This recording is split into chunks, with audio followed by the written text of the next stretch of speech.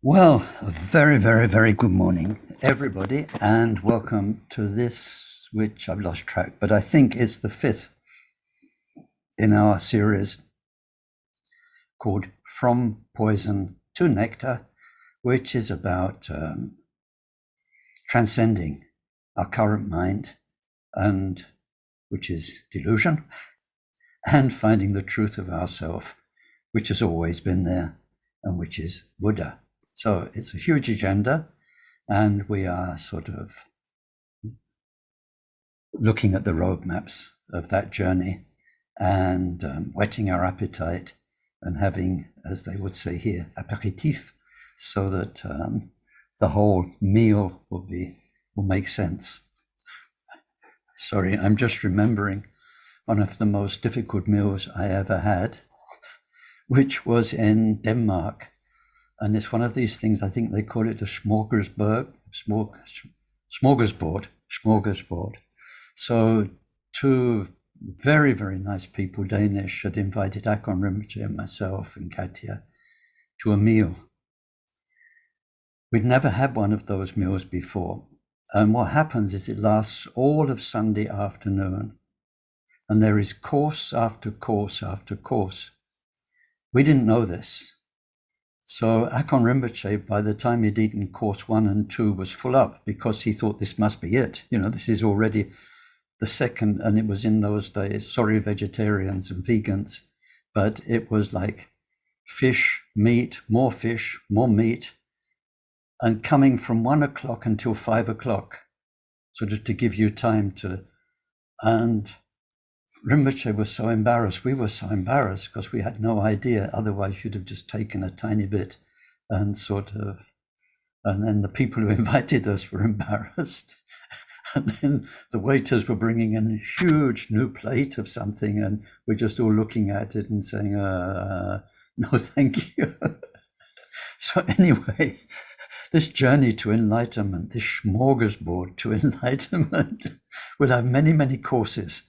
And so today we are just looking at the menu a little bit more. Let's start with a very, very, very excellent motivation. Really, as these teachings tell us, getting beyond our own stuff.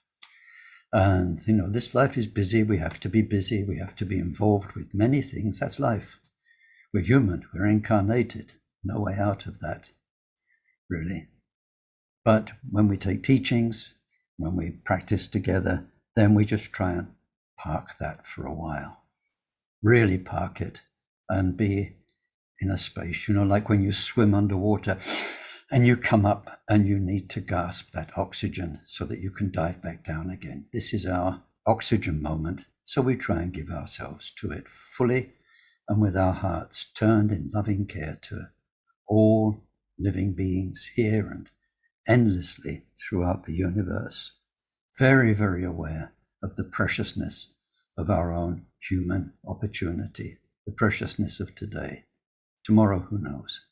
But today we are here. We have Dharma, beautiful Dharma from the Kagyu lineage. So we give ourselves 100%, listening with an open heart and caring for ourselves and everybody. Thank you.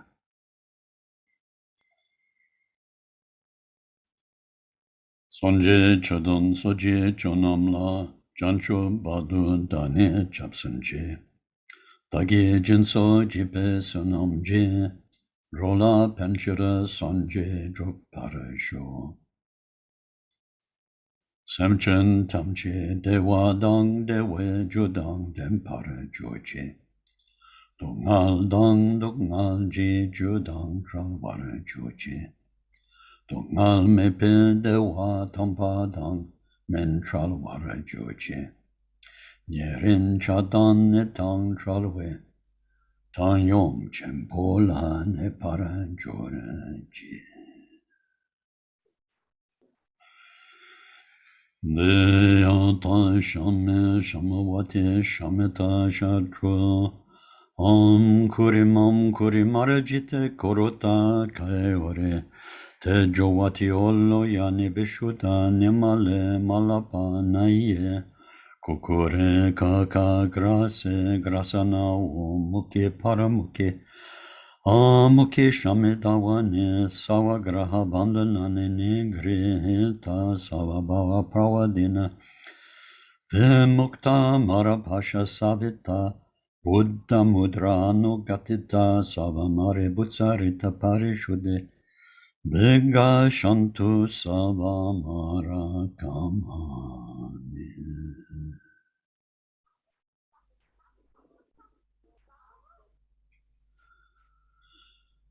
Alen Sawe Lama Rinpoche Dagye Chewara Pende Denshola Kadrin Chempo Gune Jezonte Kuson Tochen Hajok Sadhu Sadhu.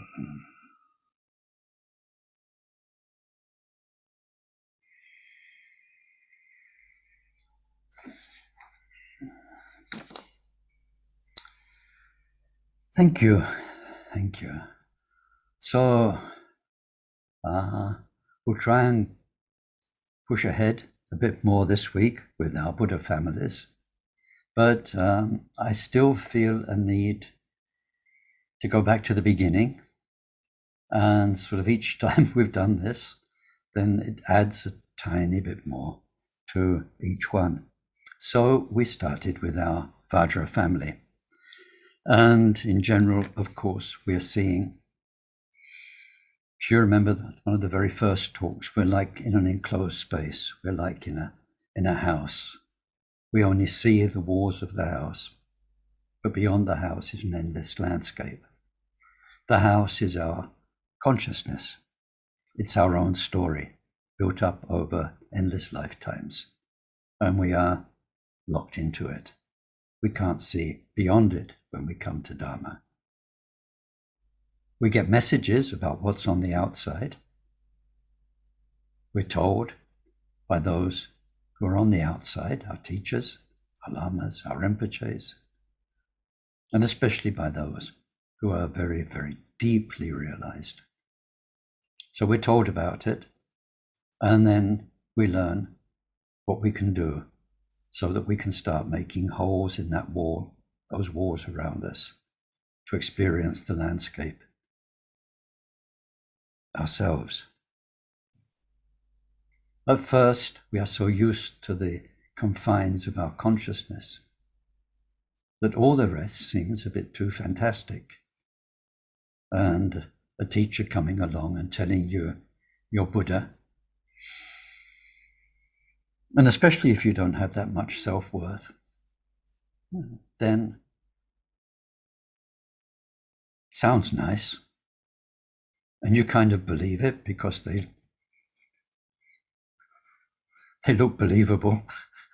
But then again, in reality, as we go through each day, hour after hour, minute after minute, without experiencing the truth of ourselves, which is Buddha, but experiencing the illusion of ourselves, which is the construction of an identity, we need a lot of faith. So these teachings are still telling us about what's beyond the wall, but showing us what the wall is made of, and helping us understand that it can be destroyed and that we can pierce through, and what will happen when we pierce through, which for us is a transformation. In reality, it's not a transformation. If you transform something, the raw material needs to be able to be transformed into something else. The raw material we're working with, and in particular that we're focusing on, which is the darker part of life. Of course, life's got beautiful stuff. But there's a darker part, which is our anger and our pride and our jealousy and so on. Anger cannot be transformed. Anger in itself is not a raw material that can be made mirror-like wisdom. The only thing we can do and we need to do is get rid of anger. It's like you cannot transform the bricks of the wall into the landscape that's beyond them, trees and fields. It's a brick, but it's in the way, lots and lots of bricks. Not just one anger, but all sorts of tendencies to hostility that we've looked at. They all need to go. The easier ones first. We're like a prisoner, we're tapping away at the bricks, getting rid of the easiest, loosest ones first, and then finding more and more. So we did the hostility. I've been back to it. Remember that it includes, I think I mentioned this last time, hostility towards ourselves. We need, I can't describe it. You and I need to think about this a lot. The difference between being a conscientious Buddhist, aware of our flaws, and being as, how can you say, as efficient as we can in recognizing them, not putting up with their nonsense, but at the same time being loving and kind and nurturing our way forward. We need to be disciplined, but at the same time, we don't need to be getting more and more dualistic about ourselves. I wrote a poem once, I've often shared it on social media, called The Boxer, where people are boxing their own egos and they get into a whole kind of unnecessary mental self-punishment, self-fighting, and so on and so on. But anyway, remember that we need to include the hostility towards oneself. Now, I did want to mention, I think I did last time, 2 points. One is in general about all of these mind poisons, getting rid of them, and what lies present, what's always been present once they're gone. Now, it's this, it's an English expression, so if you're not a native English speaker, I hope you understand it. It says, you can't have your cake and eat it. I'm not sure the grammar's good in that. It's, you can't have eaten your cake and still have it. Makes more sense, I think. But anyway, there's something wrong in the English, I think. Maybe I'm wrong. But the meaning is either you keep the cake or you eat it. And if you've eaten it, it's gone. You've got all the pleasure of the cake or whatever you like, pickles, if you're not very much into sweet things. You cannot have a Dharma path and keep your ego.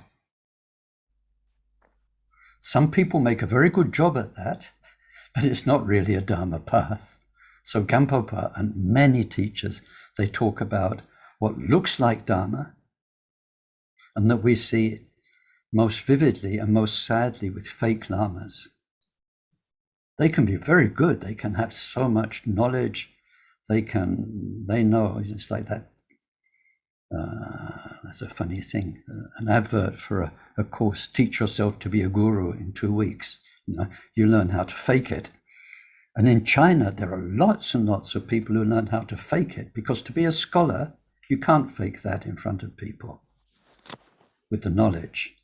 But to be a powerful Lama, you just have to look good. You need to know how to give empowerments, bang people on their head with a vase, pour water, give blessings, touch people on the head, learn 50 phrases of good advice, just keep on with the practice, or whatever it is. You could learn in 2 weeks how to fake being a Lama. You might need to rehearse a bit in front of cameras, but pretty soon you'll get it. You can't do that with a scholar. People will see through your flaws of your knowledge, but a Lama, yes. So anyway, you cannot follow a Dharma path without losing your ego. Dharma would challenge. With the Vajra family, we're looking at how it would challenge your fixed ideas, your beliefs, your opinions of other people, your opinions of the world, of politics, of everything that's going on around us. You must expect, so I've got this kind of in my own notes, it says, what a Dharma person must expect. And it can't be an easy ride, because I don't know anybody except people with one or two with a huge, beautiful karma from past lives who actually enjoy their ego being dissolved. It hurts. It's a process. Our dear friend Kim here has just been through a big operation. It says in the text, the operation's painful. They're going to knock you out. They're going to cut you open. It said, who on earth would volunteer for that? Give me an anesthetic with all the after effects. Come on, give it to me. Okay, now cut a big open. Pull me open. Okay, next, take some bits out of me. Nobody's going to volunteer for that for fun. But to get cured of something, you're happy to go through it, and if it works okay afterwards, then you're so grateful. So there's a pattern in Dharma practice. We must expect pain, challenges. We must expect it to be difficult, because this is our own mind. It's not like difficulties out there and doing something with material world, with a house, with a garden, dealing with people. You are what you're changing. You're inside it. We can so easily lack objectivity. Our delusions don't want to die. I've said this many times, but it strikes me more and more as the years go by. Ego is a survivor. And if we believe what the Buddha says, that we've had hundreds of thousands of lives, what are you up against? What are you up against? I remember, this is just an aside, and it's a personal judgment, but Akon Rinpoche, when he was going to Tibet for his humanitarian work, was a brilliant negotiator. He had to deal with the Chinese government and its agents. He never wanted to side with them, but he couldn't go too much against them, because then he couldn't do anything. So he was very good, but quite honestly, he was outclassed. I mean, he's a Lama. He was a good man. He hadn't had a whole lifetime of underhand dealings, negotiations, pressurizing, and all the sorts of things that happen in totalitarian regimes. So in the end, he got boxed into a corner, and it was very painful. Ego is a totalitarian regime that has been surviving for hundreds, thousands of lifetimes, and we must expect it to fight back. And it will bloody well fight back too, with all the dirty tricks in the book, and it has some pretty good ones. So Dharma teaching, and especially one-on-one teachings from a teacher to a student, are to help us cope with that. And faith in the Kagyu lineage is the priceless ally in this fight with ego, because sometimes only faith can get us through. So I wanted to say that in general, and then to talk a little bit about chakras. So with the Vajra family in the East in front of us, we have the heart chakra. And we know that the poison we are dealing with, excuse me,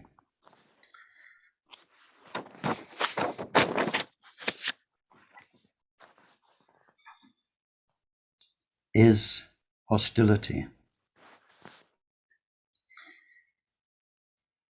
When we are hostile towards others, critical of them, something closes in our heart center. Vajra family is linked with our heart chakra, heart center.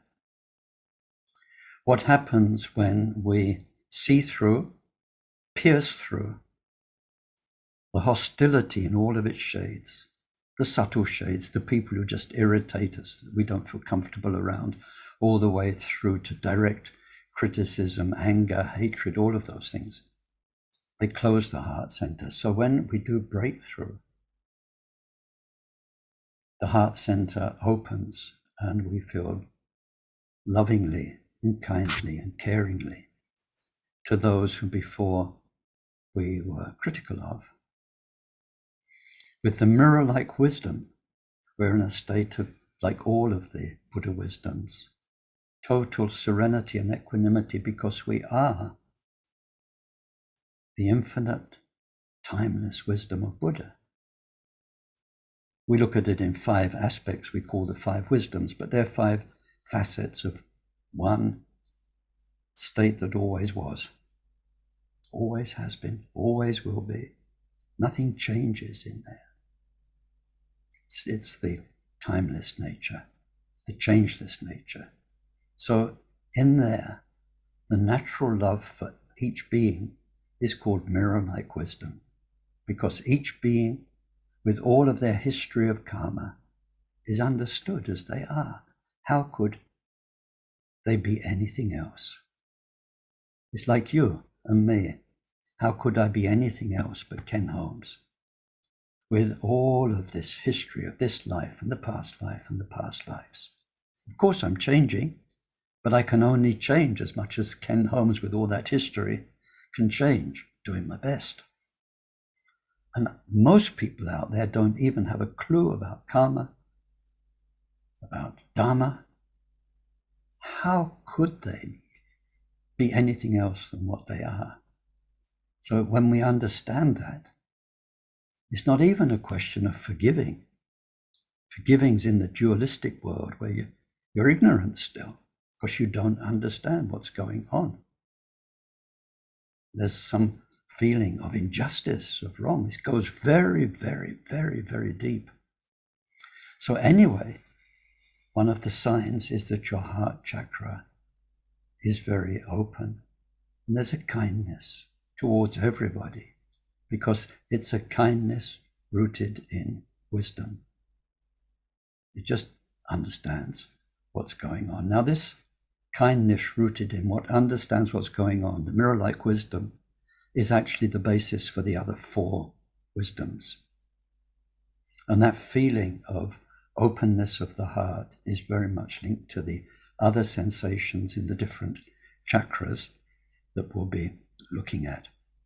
So then last week, we went on to the what we call the southern direction, which is to our right, so we identify this direction to our right with pride. And we explored that this word isn't really pride. The English word pride doesn't get it. And so last week I introduced you to the Tibetan term najal. And najal is it's a sense of entitlement. It is a sense of complacency where we are used to the karmic blessings that we have, be it material wealth, be it good fortune. I think this is the word to keep in mind when we're thinking of the South. Fortune. Let's start with good fortune, because what we're really looking at is your karmic fortune and how you identify with it. And we get used to it. So this sense of entitlement and complacency, as I said last time, I've got friends who always travel first class when they fly and things like this. That's their normal. Just like I have my normal. And if I lost some of that normal, then I'd probably be down. But my normal is absolute luxury compared to other people's normal. And then it just goes on and on. I was going to share, but I don't think I will. Maybe some of you know Monty Python sketches, and there's one that's called The Four Yorkshiremen, I can see some nice smiles. Just a moment. Let's see if we can share a few minutes of that, because it leads into something I wanted to add about this Ratna family to the south. So now I have to do shared screen. And where am I?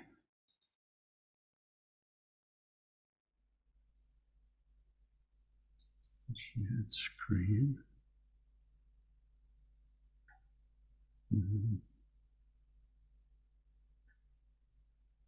Is this going to work?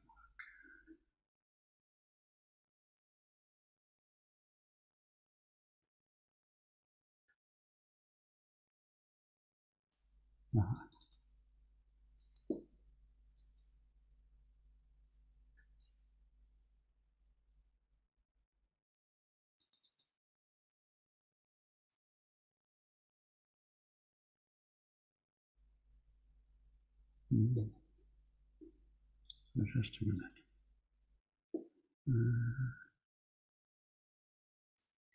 Can you put a hand up if you can see the movie? The first bit of the movie, not me. No? Okay. Let me try again. It'll be fun if we can. Here we go. You put a hand up if you can see something different? Yeah, good. Okay.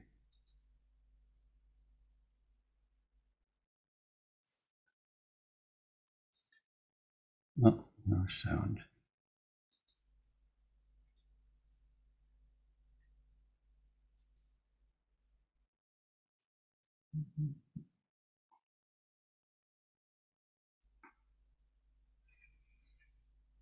Oh, no. Okay, let's give up.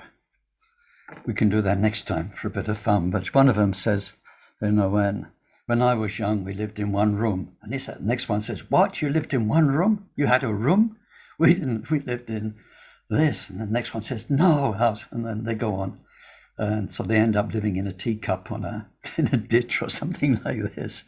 And so your karmic lot, your wealth,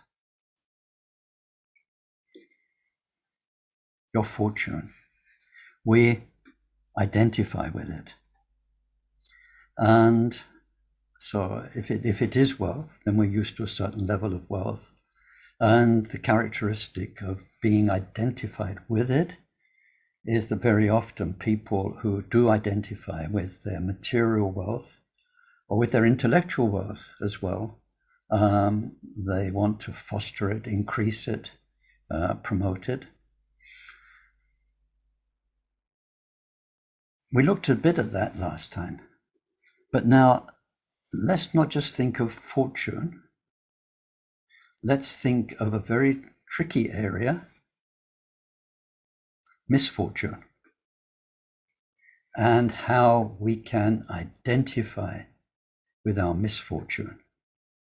So everything here is the same pattern. You're in a confines. You're in a solid brick house of your ego structures. Ego means what you identify with is. Your identity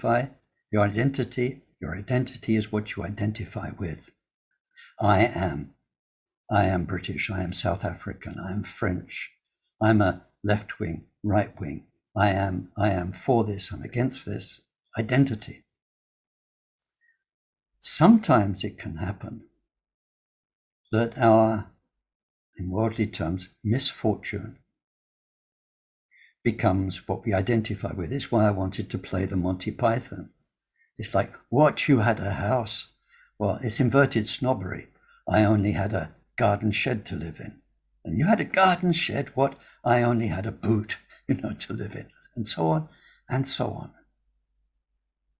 We can be proud, because pride is the word here, najal, of what we haven't got. We can be proud of our misfortune. Now, and that becomes an identity. It's a very difficult thing to talk about because there's an enormous amount of awareness of abuse, of trauma, and so on these days, and some excellent. People are, how can you say, getting very skilled with understanding it, dealing with it, and you'll find a lot. It's very popular at the moment, talk about trauma, and so on.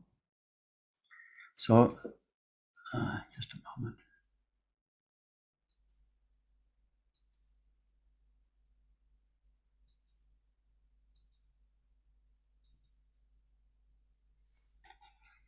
So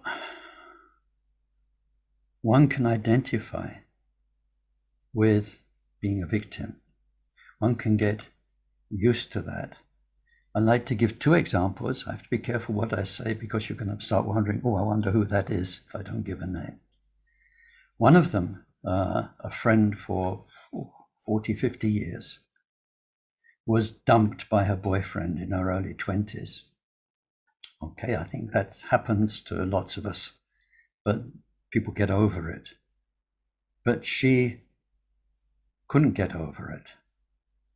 I think the next 20 to 25 years of her life were spent somehow keeping the pain alive, making the pain more solid, relating to that pain as who I am.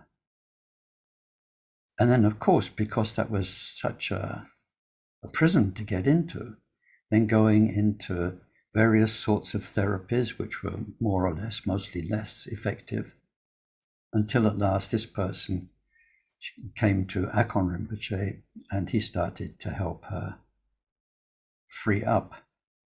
But having lived so many years identified as being the person who was unloved, who'd been dropped, who'd been hurt, that was who she'd become over 20, 25 years. So it took a lot of breaking through to realize, well, there's probably 10, 20, 30, 40 years of life left.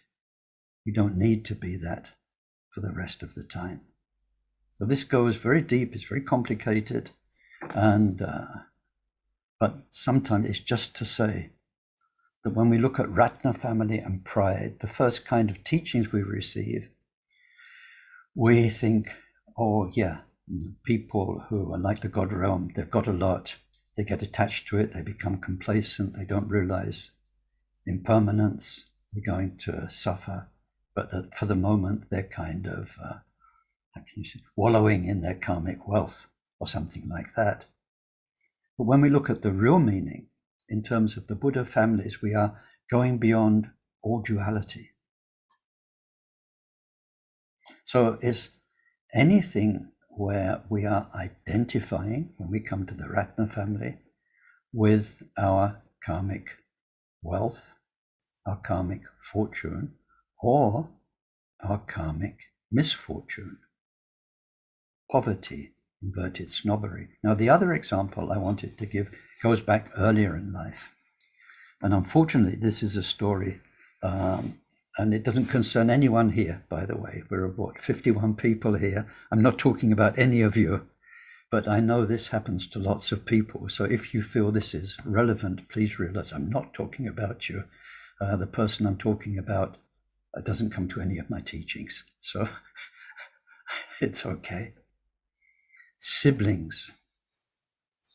On one sibling who's put down by the parents from a young age, and so feels bad, is looking for love, is looking for recognition,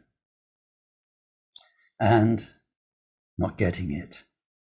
Some parents can be very cruel. This particular person didn't have cruel parents, but somehow, for whatever reasons, she felt bad about her sibling. This need for attention, this need for love, which we'll see more in the Padma family when we come to it, was there since childhood.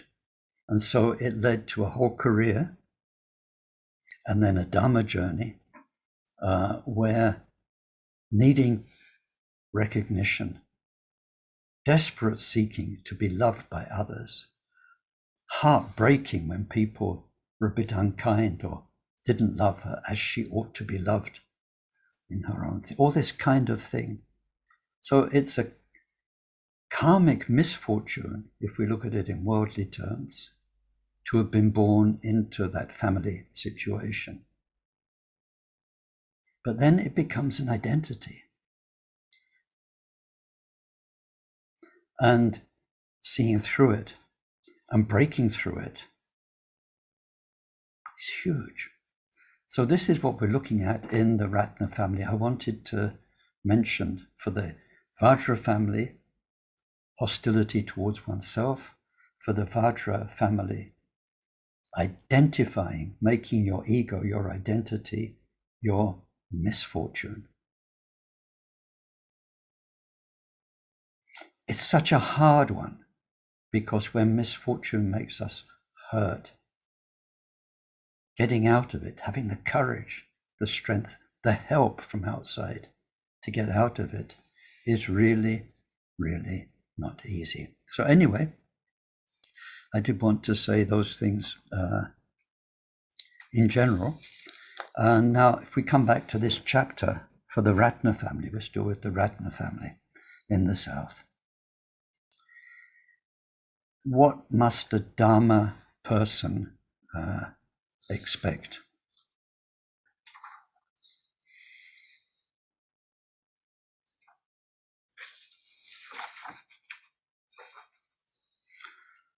Oh no, I need to do something. Sorry, I needed to take notes. These teachings are very complicated. Normally I don't like notes, because I don't feel I can speak naturally unless I'm speaking from what's in my head. But I wanted to share something which, if it wasn't so ugly, would be hilarious.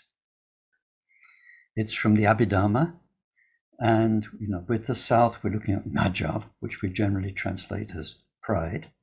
And in the Abhidhamma teachings, the Buddha gives us 7 types of pride, 7 broad categories. So the first one's called simple pride, or just pride, pride. Or sometimes it's called the lesser pride, where we think we're the same as our peers. Okay, so let's say you're bright, right? Let's say you're a university career, right? And so you're proud of the level you've achieved. Let's say you're an athlete and you identify with, the whole thing's about identifying. You identify with this level of athlete. Or you're a Dharma person. Let's say Ken's a Dharma teacher. So Ken's aware of the other Dharma teachers and think, yeah, I'm one of them. He's good at this, I'm good at that, and so on. Like this, you identify, you're proud. So we're proud of it in that sense. That's simple pride. The same as our equals, the same as our peers. Then the next one, number 2, is called greater pride, where even though they're your equals, you feel better than them. So here we're getting from just the feeling of being proud for what you really are, it's pride plus delusions, where you think you're better than your peers. Number 3, after greater pride, is exceeding pride, where you think you are better than those who are greater than you. And so, and you get this. I mean, I'm not sure if it's this one, but one image that always comes up in my mind, being English, is people in a pub with a pint of beer talking about politics. And of course, Johnson got this wrong there, and yeah, he used to do this, as though they know better, looking down on people who are in general more qualified than they are. I mean, you put the people in the pub talking about politics in charge of the country, goodness knows what would happen. Or in Dharma students who feel they've got it clearer than their teachers. Even the Rinpoches and high people, somehow they are looking at that whole landscape of this Rinpoche, that Rinpoche, these teachings from an illusory altitude, as though they know better. So that's exceeding pride. Number 4 is the pride of thinking I exist. That's the title.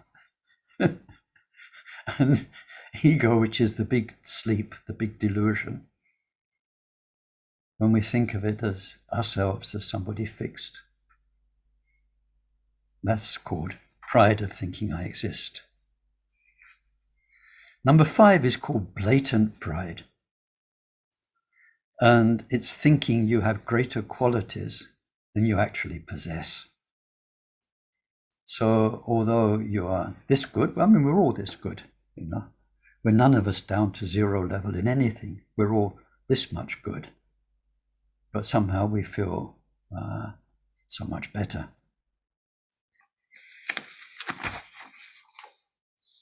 This next one, number 6, is where it gets even trickier. The pride of thinking that you are slightly inferior. The pride of thinking you're slightly inferior means you take great people, you acknowledge their greatness, and you think, well, they're a bit better than me. But by doing so, you put yourself just a little bit less than them, but you feel sort of very close to that level. This is a tricky one. One Lama who became very, very controversial and in the end became a scandal was very fond of putting himself next to the Dalai Lama, Dogo Chensi Rinpoche, and others, so that he looked part of the family. I'm one of them. And there's a bit of this much more in all of us. I think when it's like with me, I catch myself doing it all the time. You know, I spent so many years with this Rinpoche, so many years with that one. Akon Rinpoche was very hard on me with those things. He was saying, yeah, if you've been 20 years with that one, well, you ought to be a lot better than you are now, didn't you? And, you know, you didn't learn anything really.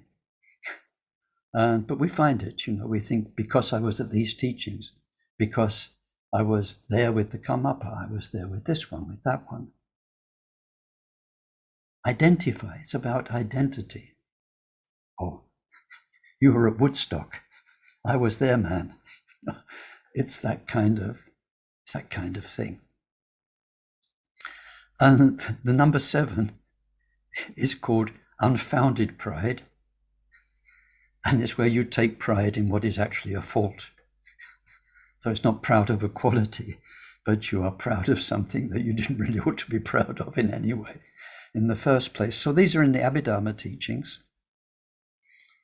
And so the whole point with the earth element here is that our ground is this identification with our fortune or misfortune.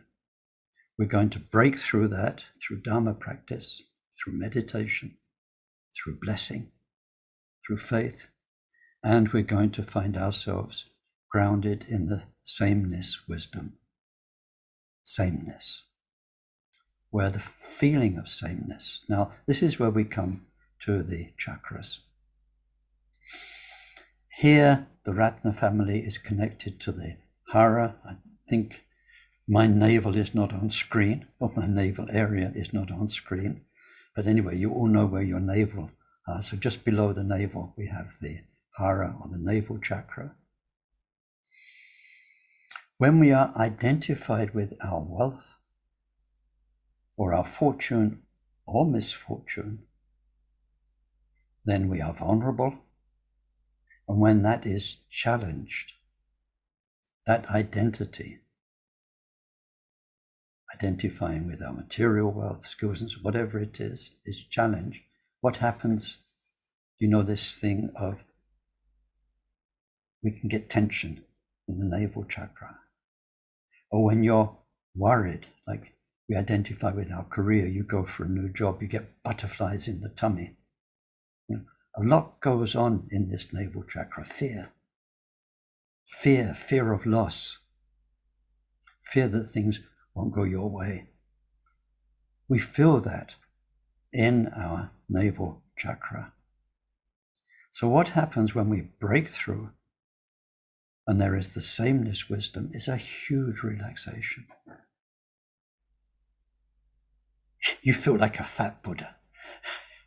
You're down there is okay. And whereas our Ratna family poison and obscuration was to identify with whatever wealth you had and to expand your empire, your territory, to include more and more. Here, we have the infinite wealth of everything. You couldn't be richer. And the way this will come through in experience is that every moment will be such a richness. You know, Ratna family is about richness. You can sip a glass of water like this, and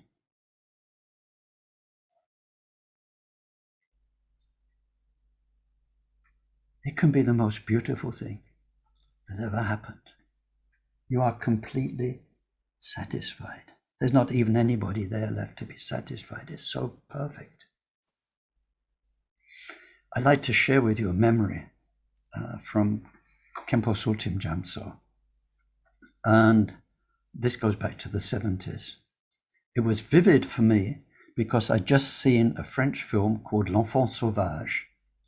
L'Enfant Sauvage is based on a true story back in the 1800s of a boy who had, I forget what happened, some misfortune, and the boy had gone to live in the woods and been brought up by animals. It's a very unique story.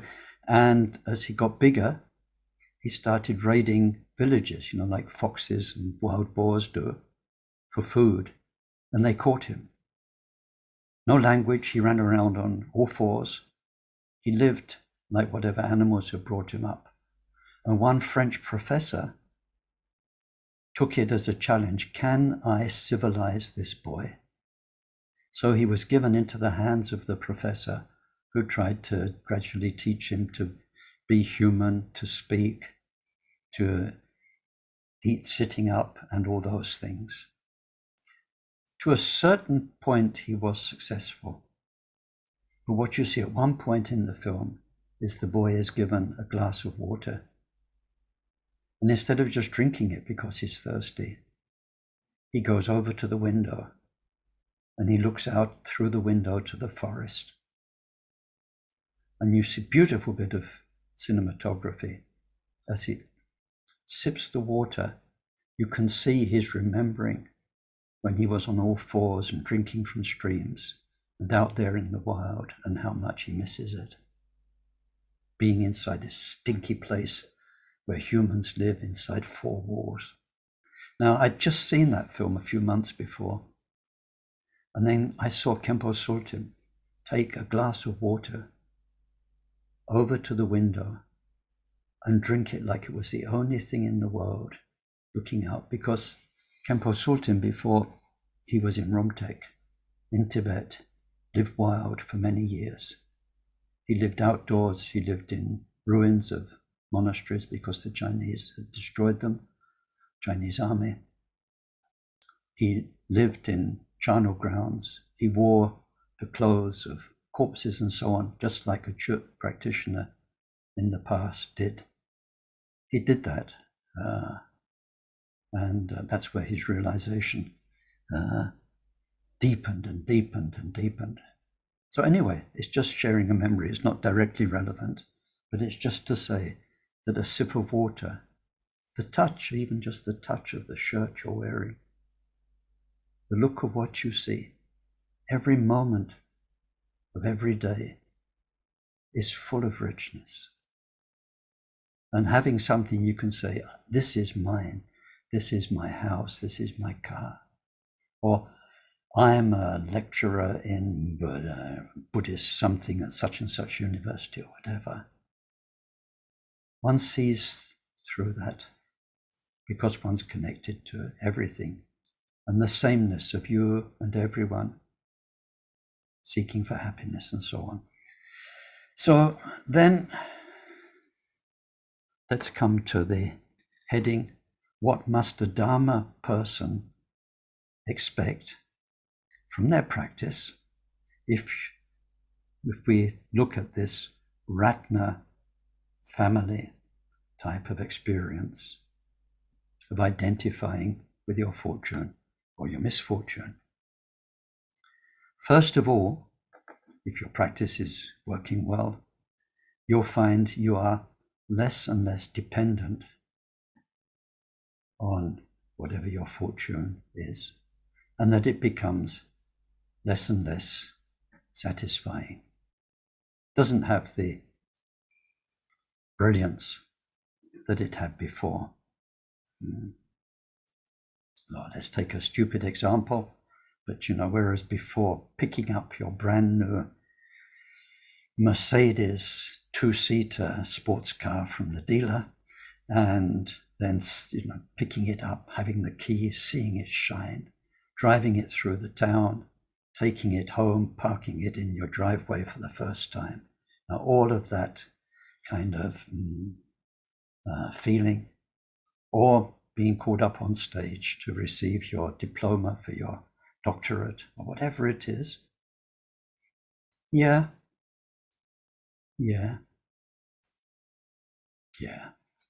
So the pleasure, the need for that, so that you have value for yourself, you have self-esteem, no longer there. It's diminishing. We must expect that. You might blame Dharma. Yeah. I've become so bland since I started practicing Dharma. I used to get a thrill from those things, but where have the thrills gone?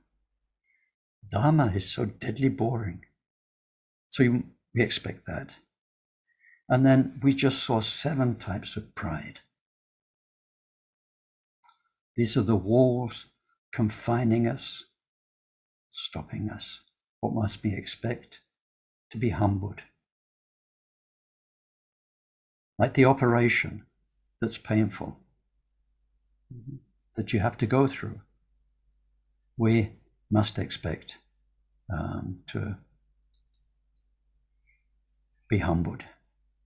My life, it's the way, behind the scenes and behind the scenes, the engineering, the way Dharma affects our consciousness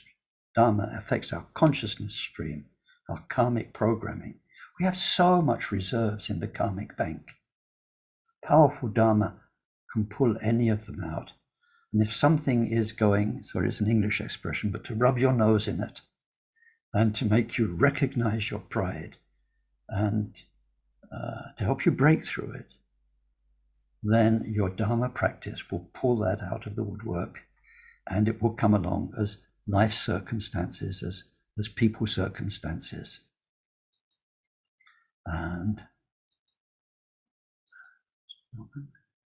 And so we must expect to be humbled. Now, if you're a real Dharma person, it's a bit masochistic, because life will come and spoil your fun, right? Yet again, one bit of you is going, oh, bugger. Going, oh, no. But another bit of you, the Dharma person, is going, here we go again. Okay, bring it on. Bring it on. Because on the other side of this pain is freedom. On the other side of this pain is freedom. So we must expect that. And then we must expect possibly loss.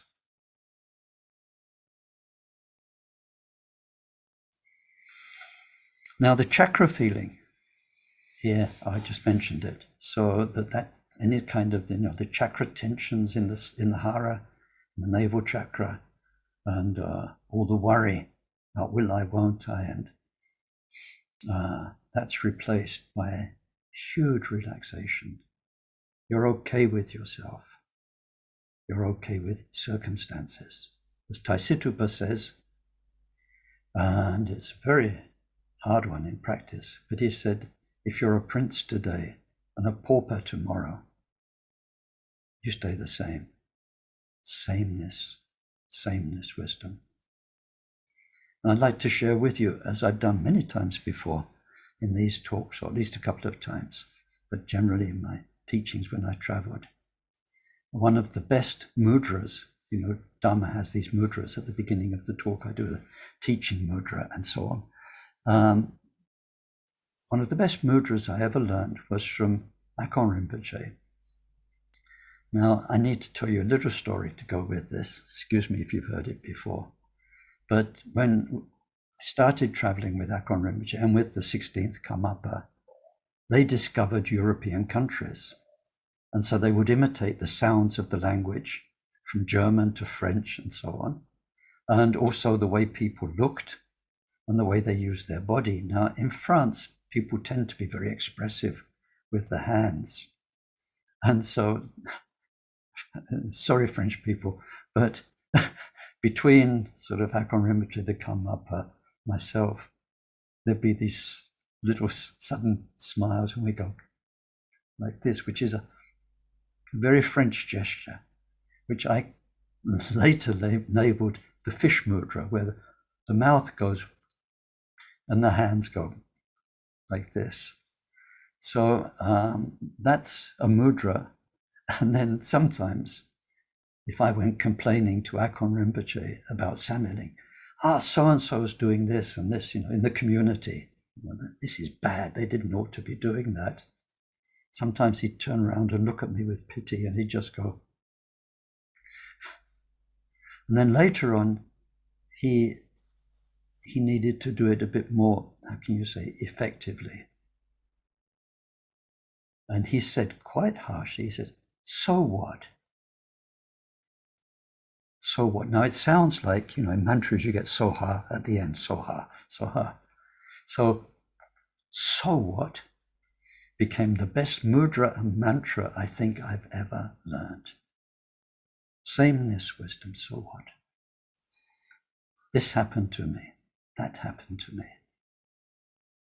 And sometimes for people who were devoted to Dharma, then Rinpoche would just cut through all of that identifying with the misfortune or whatever it was and just say, so what? It's beautiful. It's a whole teaching. In Sanskrit and in the old Indian times, they used a syllable, hai, which did the same thing. It's the cutting through syllable from the chut practice. It's the same. It means, so what? You find your mind getting into all this identifying. So what? And you just relax back into the infinite cosmic sameness. Okay, so now we need to move on to the Padma family, which should have been last week, but we're there, sort of. Now, as you saw briefly last week, the Padma family, I've got a piece of paper somewhere to remind me, is, now we're in the West. Now the West is behind us in this personal geography. The Padma family is the transformation of the fire element. The Padma family is very much to do with desire, seduction, and it's a need to be. Now here the ego, the identification, is with our charisma. It's with our, what is there beside charisma? Other words, prestige. Not really even, prestige is more the Ratna family. This is our magnetism. Our magnetism. It's needing to be needed by other people, needing to be loved by other people. Not just seeking the love, but doing all the possible life engineering you can so that people love you. This is the obscuration part, of course, I'm talking about here. What obscures us is desire. It's very much to do with involvement with the sensorial. So on a very gross level, to be attractive, you will put on nice clothes, makeup, look nice, do your hair nice, look attractive. You might even sprinkle something on so you smell attractive. Or if you're more of a cheat in that area, you might even buy a pheromone spray so that people don't know why, but they're attracted to you when you're in their company. And then you want to cook attractive food for people, invite them so that they think, what a good cook, and then you make a beautiful home. And your home could be sort of really over the top, beautiful and full of rich colors and rich smells. And there's a bit of this all the way through modern society, where we have different perfumes for every room, for the bathroom and for the toilet, and then a sitting room perfume, and then we decorate so that this room is pleasing to be in when you sleep, and this one's pleasing to be in when you eat. We decorate our rooms differently, we furnish them differently. And then with sound, we're very sensorial. We need good hi-fi, good music on the hi-fi. And then when people come, you're playing the very best recording and through very good very good loudspeakers and so on and so on. The whole thing is about being magnetic. When it comes to human relationships, of course, about being seductive, but not everyone wants to be seductive all the way through your life. So seduction can take many forms. This is very much related, this West, to do with the fire element, with the throat chakra. Throat chakra. Throat chakra is the seat of communication. Of course, speech, which is part of communication, but in general, with magnetizing energy and communicating with others. Now, this gets complicated. I don't know very much about chakras and all this inner chakras channels, all those kind of things. Don't know much. And then normally we don't talk about it in public teachings. But the energy we're dealing with here, this magnetizing, seductive energy, actually comes from your sacral chakra, but it's channeled up through your throat chakra. So this is like our magnetizing radiation, where it's the center of that. So it's a need to be. Vajra family need to know. Ratna family need to have. Padma family need to be. Your being, your presence needs to be needed by other people. Otherwise, you have no identity. You identify with that way people love you. Love the way you are. Love what you do for them. And so on and so on. But as with all of these, we're looking at aspects of ego. All these families are in all of us. Just some of us have more of some than others, but they're all in all of us. This need to be. Let's take one, maybe very simple thing. I don't know if I'm right here, but just a guess. When you're a parent, because kids start at 0, they need you absolutely. And as they grow up and get more and more independent, you have to face the fact that they don't need you like they used to need you. But it's just to help us understand this need to be needed. So then what do we need to talk about? The fire element. Fire, just like that, burns. It consumes. So when people are needing to be loved, needing to be needed, and so on, it can be quite destructive. Fire, as it consumes, it destroys at the same time. So it can get, when you say, over the top, It can have that nature as because of the pressure we put on people through our needs for them, our sort of pushing into their reality to be needed, sometimes has the opposite effect of what we wanted. It drives people away. I know one person, I'm going back to the 70s again here, who would come up and grab you by the, almost like a judo thing, by the forearm and by the bicep. So he's kind of got you and then talk to you and often share confidences, gossip about this and that. But while you're in the clutch, you couldn't get rid of the person. And it's like, you need me to tell you what's going on over there. You need me to give you the information. I'm the person on the inside. And as the years went by, that person got very much on the inside in many, many situations to be, how can you say, a go-between between lamas and rinpoches and other people. It's just an example. But how this need for recognition, need for love can be like fire, and that becomes very frustrating. So it says, it's like fire spreads, then you need to spread to this and then to that and then to this person. It can be like that.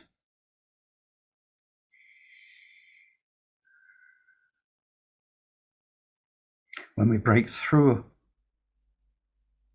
that, then what we find is, in this case, Buddha Amitabha, who embodies the Buddha qualities, the enlightened freedom of this Western direction. And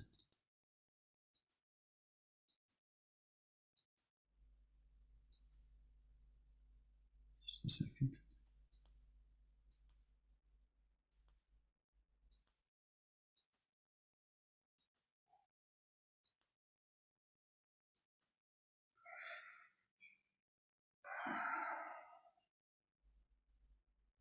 Amitabha sits in meditation posture. So if you remember, for the Vajra family, then we had the earth touching mudra of Buddha Akshobhya.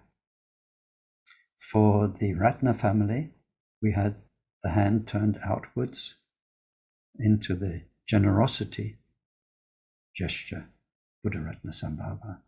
Here we have Buddha Amitabha, who's red in color, the color of fire, and whose hands are just below the navel in meditation posture. It's kind of meditation posture with the hands below the navel. It's very interesting feeling when you actually sit in it. You're automatically, by the way you use your hands, self-contained. It's the opposite energetic feeling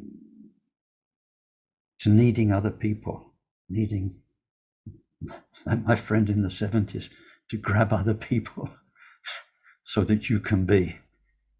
You are all okay inside yourself. Now the wisdom of Amitabha Buddha is called discerning wisdom. It's often called discriminating wisdom, but the word discrimination is not nice sometimes, depending on the context. So discerning. So what's going on here? What's one of the characteristics of this lotus family? Padma means lotus. Is manipulation. Manipulation of people, manipulation of circumstances, so that you are needed and you are appreciated and you are loved. So this can get very, very clever. Remember, ego is hundreds and hundreds of lifetimes old. And if your past lifetimes' tendencies have made you Padma family, lotus family type of person, then you will be very skilled in using circumstances, using situations, using your speech in the way you describe circumstances, the way you tell the story to other people, the way you present you as your story to other people, doing that to your advantage. Okay, the whole thing's about ego. Things, circumstances, karma, are used to your advantage, in this case, so that you are needed and appreciated. So when we break through that, when we get to the timeless Buddha mind, embodied in Buddha Amitabha, the discerning wisdom knows things, it says, as they are. Each thing, and this is where you often come to this thing, it says 84,000 dharmas, right? It doesn't mean 84,000 teachings of the Buddha, although many, many lamas don't know that and they get that a bit wrong. Like, it means that the word dharma means things in Sanskrit. So when we classify things, all the different phenomena of body and mind, and the way they associate to things, can associate to make another entity, we get 84,000. You need to study Abhidharma to know that. So the Buddha mind knows 84,000 specific phenomena, like an egg is an egg, and a flame is a flame. A flame is not an egg. A flame makes something warm. An egg will not make something warm. An egg is food. A flame is not food. Each thing has its own qualities, and each circumstance, each living karmic circumstance, not just things, has its own flavor, its own quality, its own potential, what you can do with it. So we define 84,000 specific circumstances. That's the basic kind of, like a screen, like you've got in front of you. It's got, 64 million possible colors, I think. The little pixels can go all the different colors, color resolution. So it's like the basic kit of possibilities is 84,000. And all of our moments of karma are made up of those components. So the Buddha mind not only knows those things, but knows how they can be used to benefit others. This is the difference. Using things and circumstances to reinforce your ego, manipulating, or using circumstances and things for the best benefit for everybody. Nothing to do with you and your need to be appreciated, your need to be recognized, your need to be loved, your need to be, to know, to have, to be. The next one's to do. These are the real basics. That was last week's bubble diagram. So here we are with the throat chakra. I don't think I can describe the changes that happen there. They will come in a tangible way with time, with the impact of your speech on other people. Because there will be, as this need to be loved, to be appreciated goes down and down, a certain sincerity and honesty about noble being. Not me, but how can we live a life which really benefits others? How can everything we are, everything we know, be used to the best, to help, no matter what it costs us? That kind of honesty, as sincerity, will give power to your speech, and people will listen. My own teacher, Akon Rinpoche, was very short on words. Not like me. I've just been talking, an hour and a quarter? Non-stop. How much will rest? How much will remain with you? Not much. He would say 1 or 2 words, and you carry them to the grave. You'd never forget. I can turn my mind back. Hear him speaking, hear his voice. Remember the times he told me the most relevant advice. He had the power of speech. 16th Karmaka's voice and teachings were really like Buddha's. Amazing to listen to. Your whole being melted just to hear his voice, to hear his laughter. His power of speech spread joy and meaning wherever he went, not just to Buddhists, to everybody. This is what Buddha's speech is. It has 60 different qualities.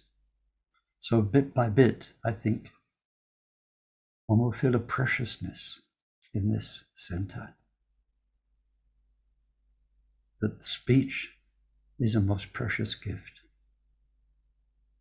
And we can use it only if we can use it just to not just speak the truth, because you can blather out truths non-stop. Just spend a day on Facebook, you'll find so many truths, you're sick and fed up with them by the end of the day. You say what is needed, what is really relevant. One realizes what a gift we have. And then if you just go to YouTube, there's the YouTube you want to watch, but then you have to put up with publicity. Listen to the sound of the publicity. You can't stop it quickly enough, where it says skip ads. You can't press that button quickly enough because it's some kind of seductive voice or seemingly seductive voice, which isn't seductive at all. It makes you feel sick, but you've got to put up with it telling you about this washing powder is now so wonderful. You know? That's the difference. That's the difference. This false seduction. So when we come here to the powers that we develop in activity, once our practice is good and stable and we get to a certain stage of our Guru Rinpoche practice or Chinrezig practice, where we are authorized to use the energy to help others,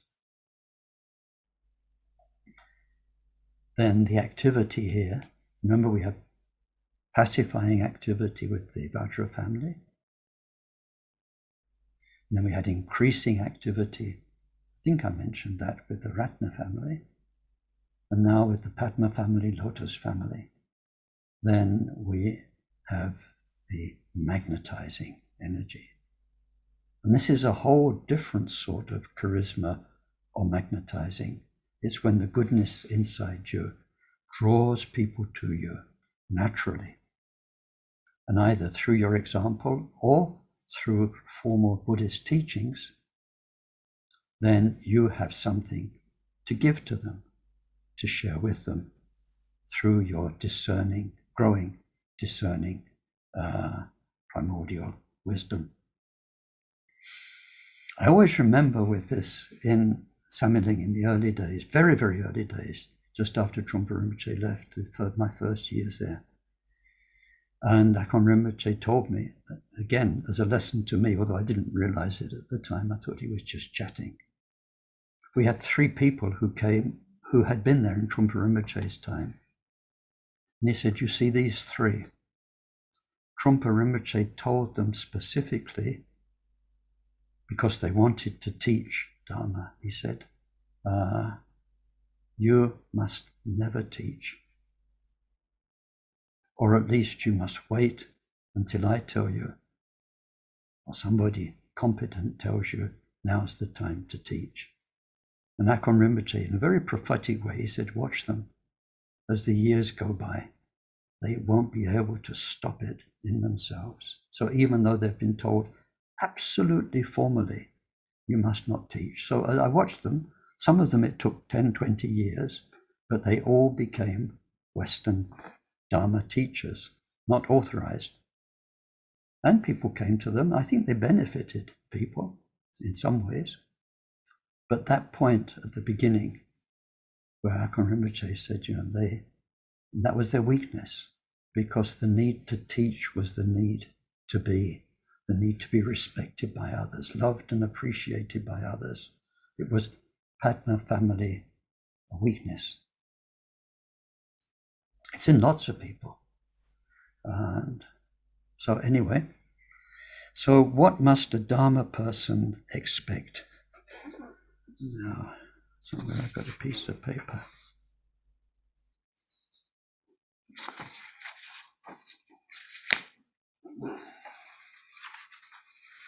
Well, I think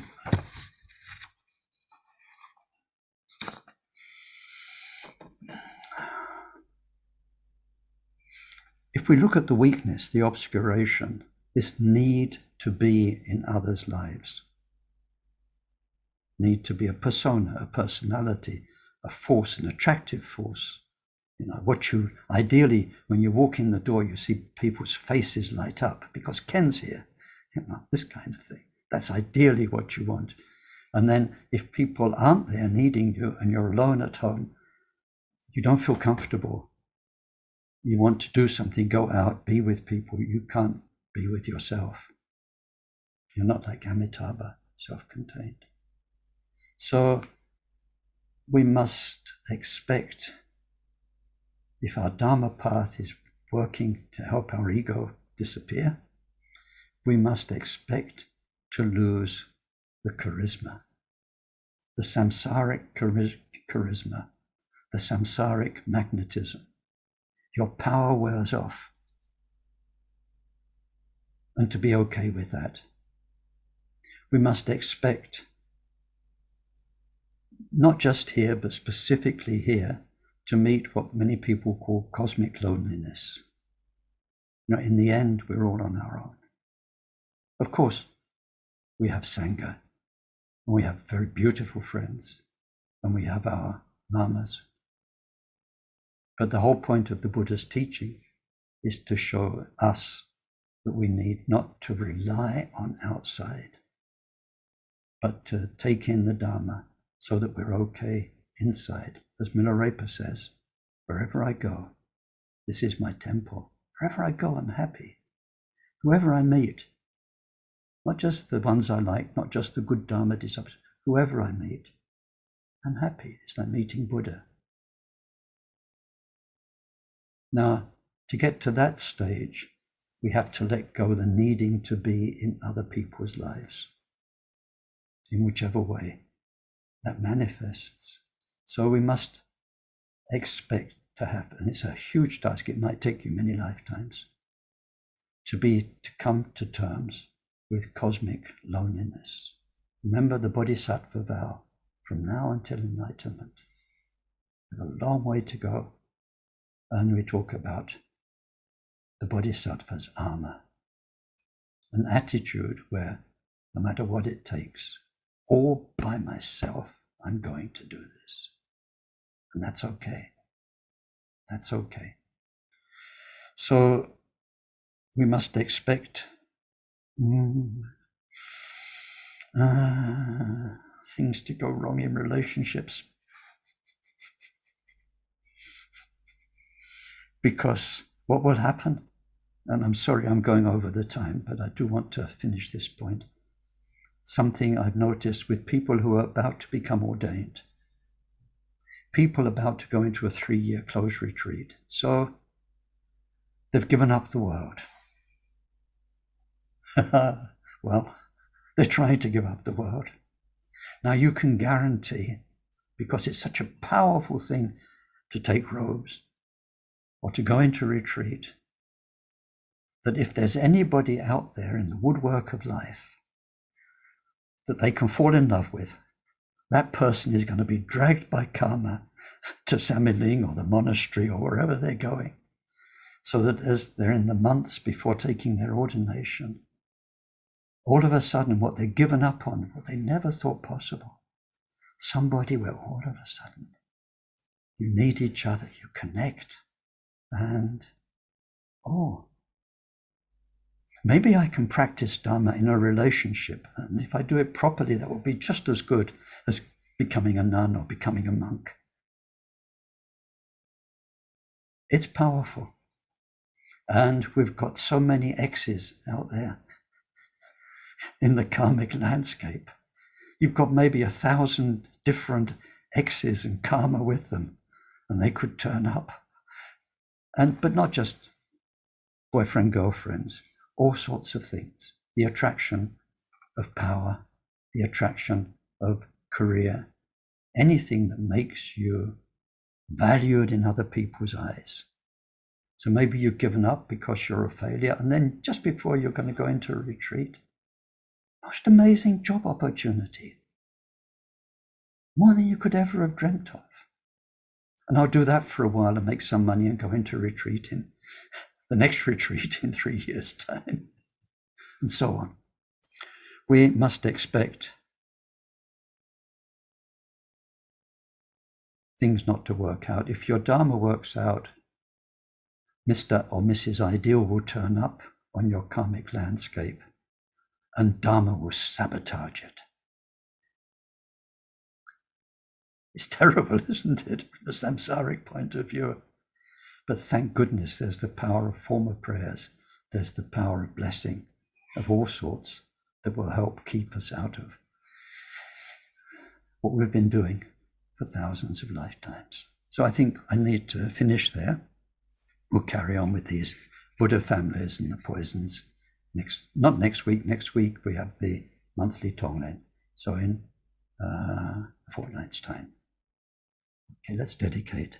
Sonam diye tamche zikpani topnenye pedranom pamchene je ga nachipala trukpaye sipe sole drowa drowarasho janchub semcho rinpoche maje panam jejoji je panyampa me padam kongne kongdu alwarasho.